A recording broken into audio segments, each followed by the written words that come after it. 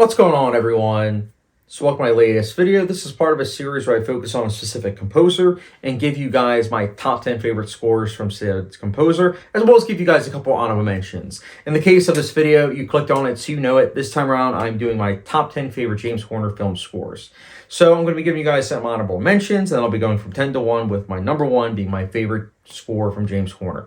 He is a composer, I'm going to say right away, was someone that unfortunately passed away early. He will be greatly missed because he was one of the best composers, and that's one of the reasons why I decided to do this video, is because I really like his scores. I really think that they are very impactful, so I'm excited to talk to you guys about his scores. So I also want to say this.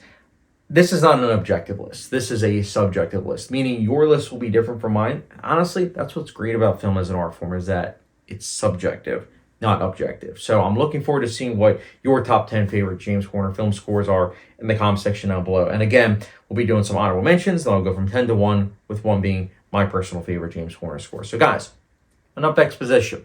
Let's get started. So kicking things off with honorable mentions, we have my first one, which is The Magnificent Seven, which came out in 2016. This was, I believe, his final score, and I do think that although it takes some tracks from earlier work, I think that it's an overall rock-solid score. It works quite well during the action scenes especially, and I just think that it captures the intended direction of Anton Fuqua. So I think the score is rock-solid, and that's why I have it as an honorable mention. Next up, we have The Amazing Spider-Man. This came out in 2012, and this is going to be a hot take, but in regards to live-action Spider-Man scores, I think this might be my favorite. I have to say, the Tom Holland, those Spider-Man movies, the scores are very forgettable. The Sam Raimi trilogy, Danny Elfman, I respect him quite a bit, but those scores, they don't really hit quite for me. Don't get me wrong, I listen to them from time to time, but when it comes to The Amazing Spider-Man, there are so many tracks that I listen to on repeat because they are so good. The opening 5 minutes, I mean, holy cow, that opening 5 minutes of The Amazing Spider-Man, it's good because of the score. The ending involving all the cranes and everything, that scene is as impactful as it is because of the score. I think James Horner's score here is pretty good. That's why I have it as an honorable mention. Again, hot take, I know. And the final honorable mention, we have Legends of the Fall. This came out in 1994, and I saw this, I believe, a year ago, and it was funny because when I was watching the film, I was liking the score quite a bit, but there were a couple tracks that were familiar, and I was like, where have I heard these tracks before? And I realized that it's because these tracks were taken from a film that he would do 15 years later. More on that in a little bit, but I just thought it was interesting, and I was like, oh, so this film score really helped influence another film that he did down the line. So I just thought it was really cool. So I appreciated especially the fact that it would greatly inspire some of his later work that I think did it a little bit better, but still, I like the score quite a bit, and that's why I have it as an honorable mention. So all right, guys, let's get started with the top 10 now. So kicking things off with my number 10, we have Aliens. Not much to say about the score. I think it's quite good. I think that it's very good, especially during the propulsive action scenes, and just overall really capturing the mood that James Cameron intended. So I think it's quite a good score. That's why I have it as my number 10. Next up, my number 9, we have The Mask of Zorro. This is quite an exciting film, and similar to Aliens, it has many action set pieces, and during those action set pieces especially are when the film score really soars. It's an exciting score, very exciting, and I really dug it. And I think that if you've been sleeping on this film, I'd recommend it. It's a very well-made film, but on top of that, what really elevates certain scenes are, in fact, the score, which is really good. So, yeah, I had The Mask of Zorro as my number 9.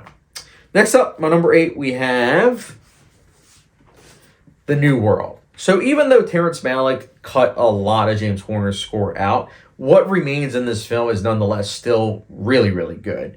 Again, I know I mentioned earlier how there was in The Amazing Spider-Man, the opening scene, it was elevated by James Horner's score. What's great about The New World is that it's not even just the score itself, but it's the imagery captured alongside the score that really makes the opening scene of The New World come to life and makes it so that way, right away, you're immersed. And it's because of the score and the imagery. But James Horner's score matches the imagery perfectly. It's a really good score. Not many people talk about it, unfortunately, but I quite liked it. And that's why I have it as my number 8.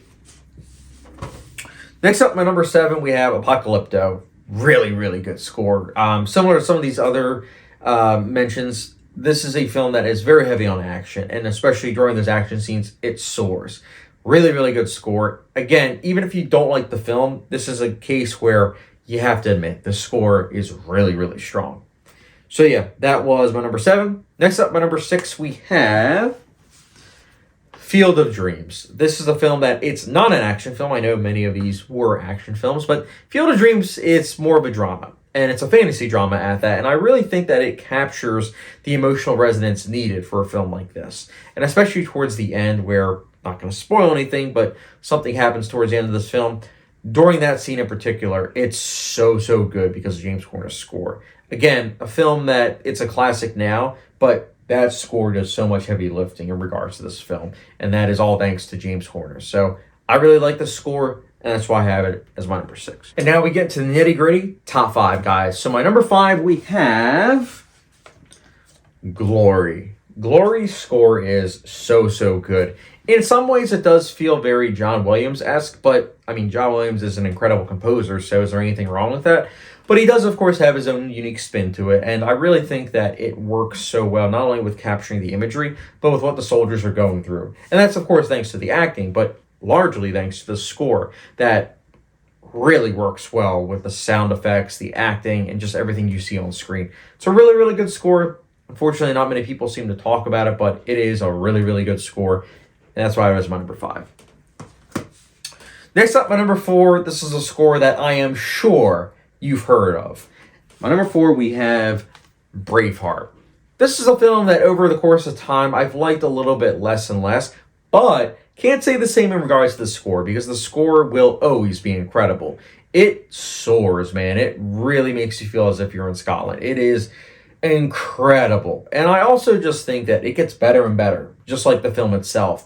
And the ending especially, that one track that builds and builds, it's so good. Love the score for this film. And that's why I have it as my number 4. Next up, my number 3, this is more of a score that I believe it got nominated for an Oscar, but nobody really talks about the film score, unfortunately, even though it's one of my favorite, clearly. My number 3, we have A Beautiful Mind. So this is a film score that makes me quite emotional. Love the music that goes throughout it, but especially the music at the beginning and the very end. It's a track that's quite haunting, but it's beautiful, man. It's really beautiful, and it works really well with what the director's trying to capture. Ron Howard's a director that can be quite hit or miss, but I think that one of the hits for this film is the fact that he was like, you know what, James Horner, I want you to do the score for this film. And I know what some of you are thinking, like, oh, well, you know, you could have said Apollo 13. Apollo 13 score is solid, but when you compare that to A Beautiful Mind score, I think is so much better. Hot take, I know, but this is a score that's really, really good. Even if you haven't seen the film and you're kind of curious about it, I do recommend checking out the track that I have, up above, because it's quite good. And that's why I have it as my number 3. Next up, my number 2, we have Avatar. So Avatar is a film that I was mentioning earlier. When I said Legends of the Fall had some tracks that clearly inspired clearly inspired a film, it was Avatar. And the reason why I say that is because there were certain scenes that, of course, I saw Avatar first, being, the millennium that I am. There are certain tracks from Avatar that I think are elevated even more so in the context of this film, more so than Legends of the Fall. But they sound very similar, and I know that that's the case with certain composers, but it doesn't detract from the film score in this. It's really outstanding. In fact, when I saw this in theaters, it actually brought tears to my eyes with the score, because it's just so beautiful, man. Especially the scene where, Jake's flying for the first time. It is so good. I love the score for this film. It is so, so good. And what makes me impressed by this score even more so is that even though I enjoyed the sequel to Avatar: The Way of Water, I think that score does, unfortunately, fall in the shadows when compared to the score for this film, because this score is that good. So if you haven't seen this film, okay, I get it, I understand. But if you're curious, I really do recommend you check out the track for Avatar, because it is so, so good. Great score. So Avatar is my number 2. Again, at a loss for words of that score. It's so good. Literally left me speechless. But there's a score that I like a little bit more. It's something that honestly I fight back and forth between, because I do love my number 1 and 2. Like, it's one of those things where I was like, I could have flipped a coin, honestly, with which was my favorite, but I ended up deciding my number 1 being this one. My number 1, we have Titanic. Yes, the soundtrack is great. Celine Dion did a great job with the soundtrack, but the score is phenomenal. James Horner really outdid himself. I mean, for crying out loud, that scene where, it's the sunset and you have the two lead characters that are on the deck and everything, and then you hear that score and it's just immediately like, oh my goodness, that is so good. And that's throughout. And what's also exciting is that he gets the romance right in regards to what the score should be, but he also gets the action right. And I think that the combination of the two work really well, and it's a score that is so, so good. There's a reason why it's one of the most familiar scores of all time. It's because it is so good. So that was my number one. So yeah, James Horner, greatly missed, really, really good composer. Very curious to see what your top 10 favorite scores are from James Horner. Let me know in the comment section down below. And if you haven't done so already, guys, be sure to follow me on Patreon, subscribe to my channel. Oh, and also Letterboxd. And of course, I will catch you guys later.